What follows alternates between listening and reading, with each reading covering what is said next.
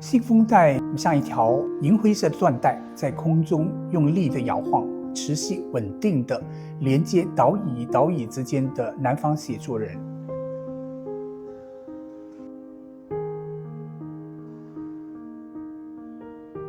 我生长在马来西亚吉打州，吉打州那边呢就有一个小岛，官方的名字叫做兰卡威。我自己把它翻译成浪敲语，我觉得这两个是有某种程度上的巧合。鼓浪屿它给我的感觉，它性格上它是谦容的，等到晚上就人潮散去之后，你才能够见到它真正的内蕴。我看书、写稿、做笔记的时候呢，可以听到一个中二学校，他用扩音器在呼喊学生回到课室，我觉得很快就有那种在地感，那融入这边的生活里边。这一次最大的收获就是上了日光岩，念念不忘必有回响，就见到了那个弘毅大师的雕像。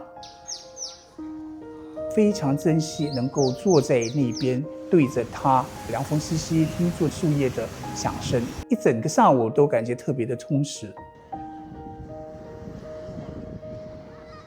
时尚写作，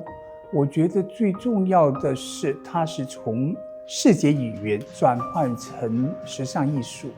就好像你在做一件高级定制的服装一样，你必须在面料上，必须在细节的考量上特别的用心，你必须斟酌的自我监督的是那种时尚词汇，即使他人没有在秀场，他没有机会看到真正的触摸到这件衣服的面料，也能够理解到这件衣服给他的那个感受。我在写镂空与浮雕的时候，那些人选基本上都不太是我在工作上接触过的，而是我真正喜欢的。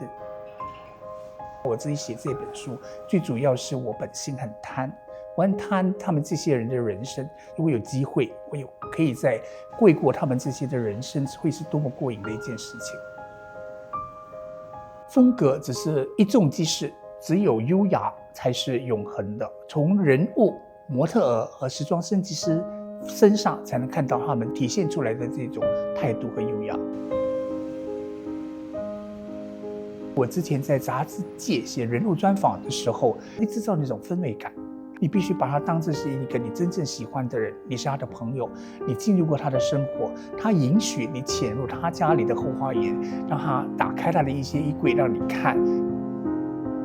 我常常都是会把一整段场景，或者是对一个人物的形容，一大段的文字，不加标点符号，没有句号的，就把它呈现出来。蒋勋老师会觉得说我写的东西是一种边疆外的一种书写方式。我真正想要提供给大家的是一种华丽的文字享受的一种写法。我觉得自己是一个文字的造型师，无论我是在书写小说、散文或者是时尚，都让人能够在我的文字上得到一种美好的想象。比如说我在鼓浪屿这边行走，我常看到那些叶榕垂掉下来的生气根，我在想说，如果在这一条路那边拍一个时尚大片，会是多么好的一件事。